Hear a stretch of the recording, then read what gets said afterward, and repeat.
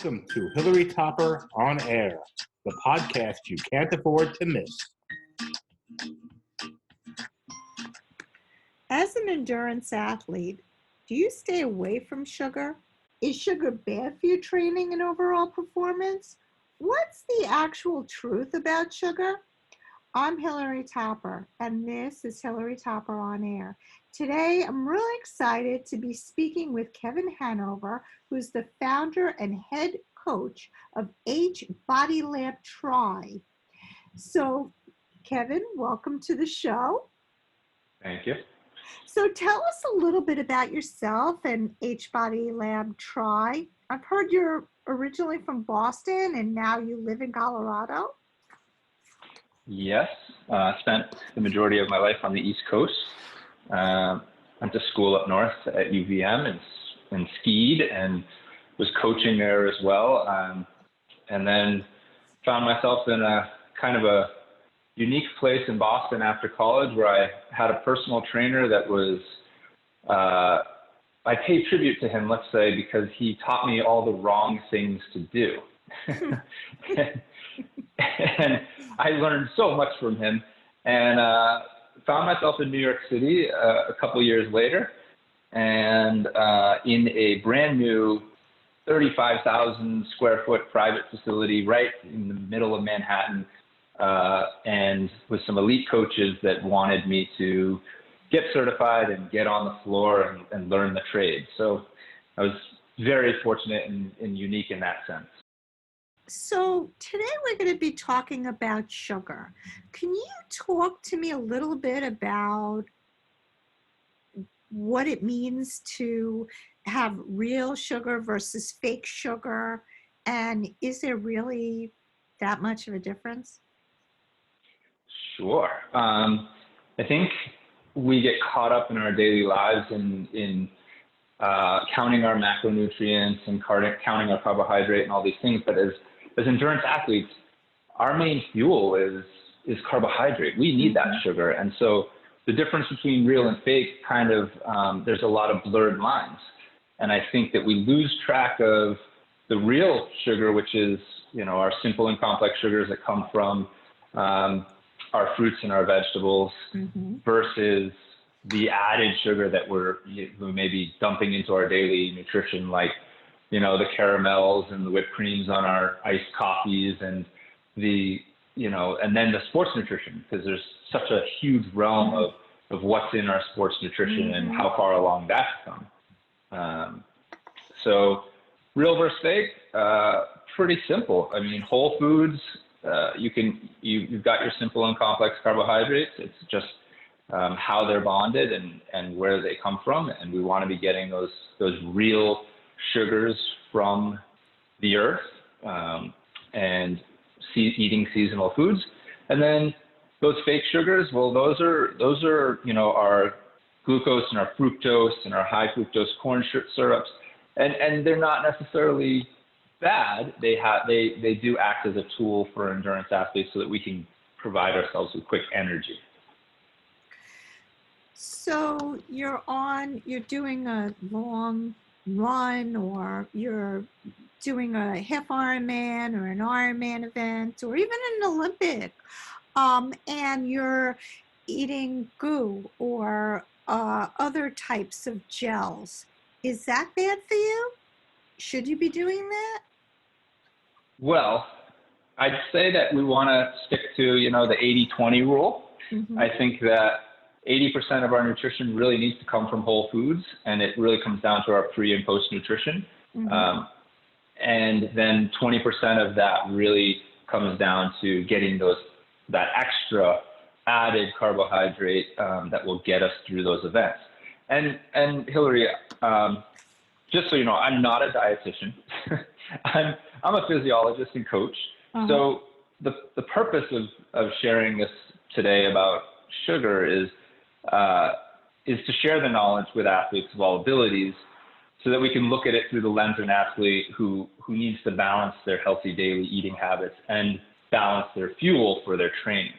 So to the effect of your question, then yes, I mean, if you're going out for a long run, if you're training for more than 60 to 90 minutes, then absolutely. Gels have been redeveloped and come a long way. They typically now have about anywhere from 40 to 60 grams of carbohydrate, and that is about what the body can process per hour. And I think we just get caught up in, I don't know if you've ever seen, but you go to an Ironman or you go to a half Ironman or you go you see runners at marathons and they've got belts full of goos and that's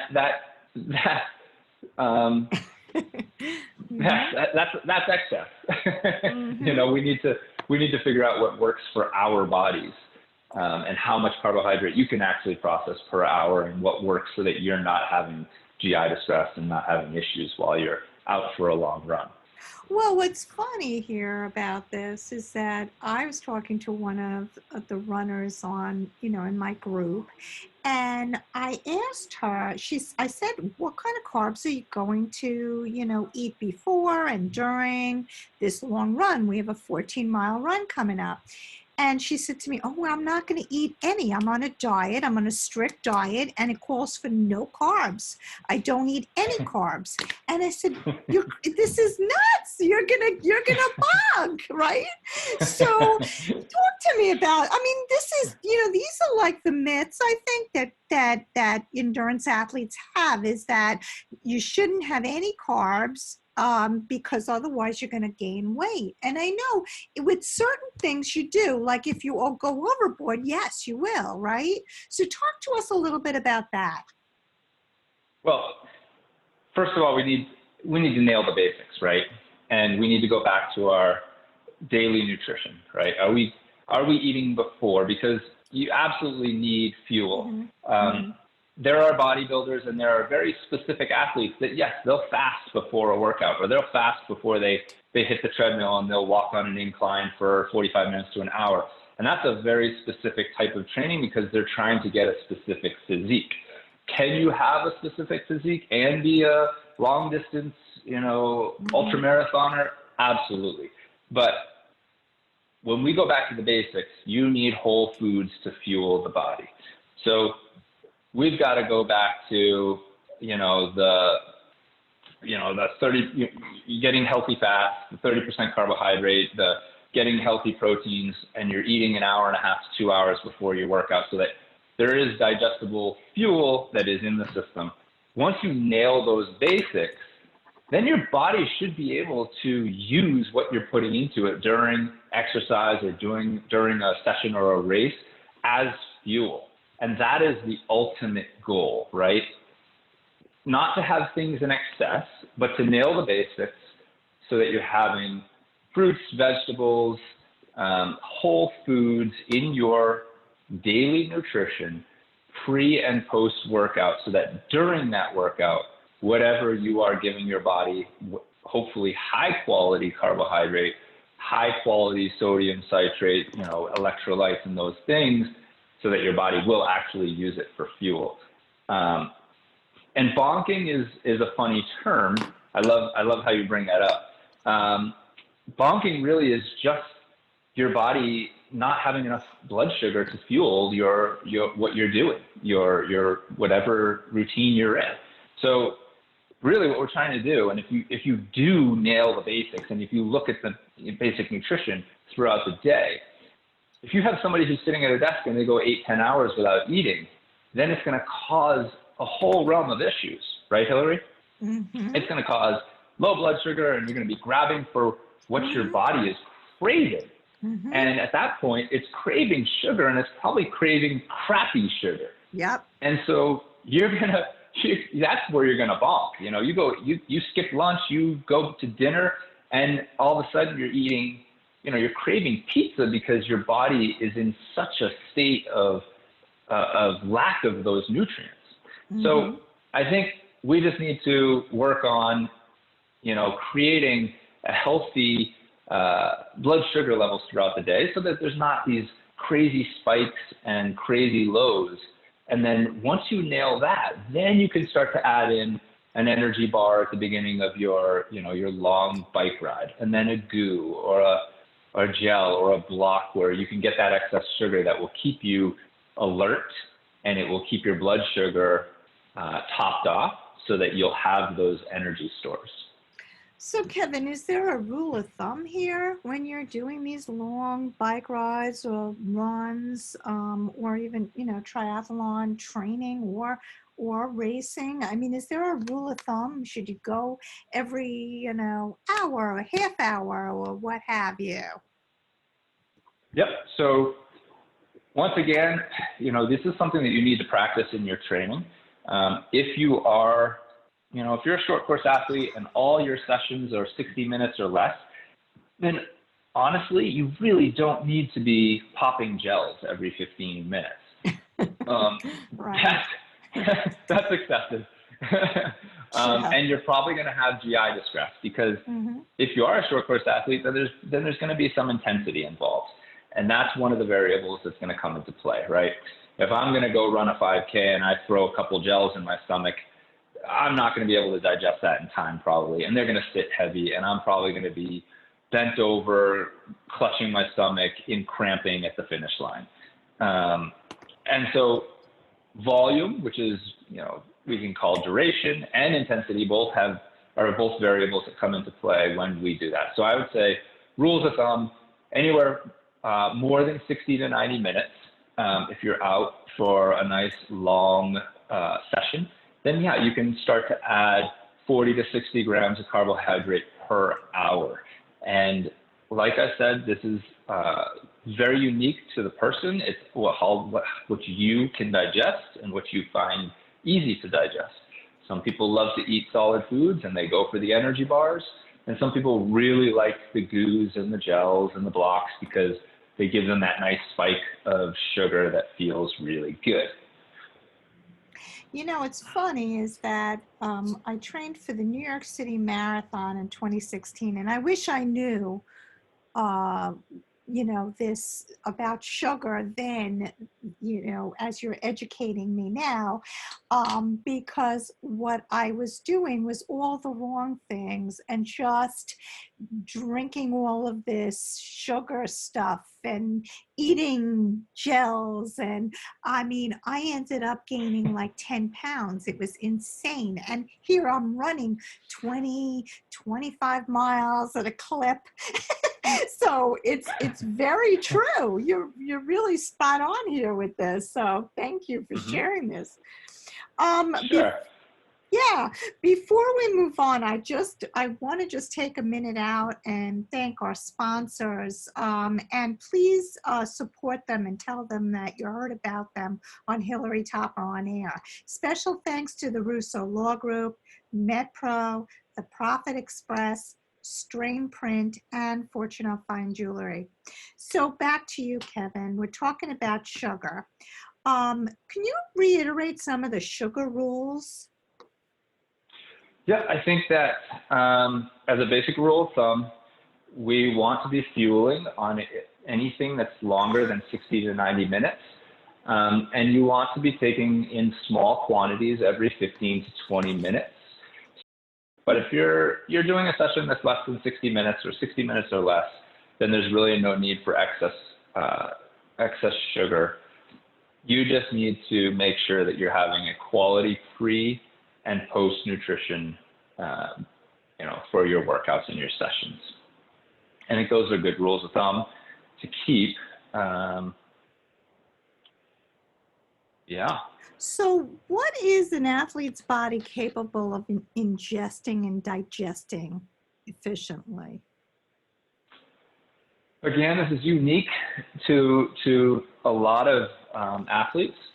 I've known some athletes to be able to use gels throughout an entire Ironman, and they're able to digest it. But I think the good rule of thumb is to keep it at that around 40 to 50 or 40 to 60 gram of carbohydrate per hour. I think that's a good rule of thumb. You do not need to access protein. You do not need to access branched chain amino acids. Carbohydrate is going to be your main fuel for your endurance racing and training. So talk to us a little bit about your company, HBodyLab Try. What exactly do you do and what types of athletes do you work with? Right now, I work with athletes of all abilities. I really enjoy working with first-time long course athletes who have maybe dabbled in sprint and Olympic distance triathlon, and then they want to kind of figure out what the next step is and go into 70.3 or full Ironman distance. And then I have a whole other realm of athletes that are either pure runners or long course triathletes. I basically write programs for them and go into the realm of strength and mobility as well. Interesting. And how do people get in touch with you to learn more about HBodyLab?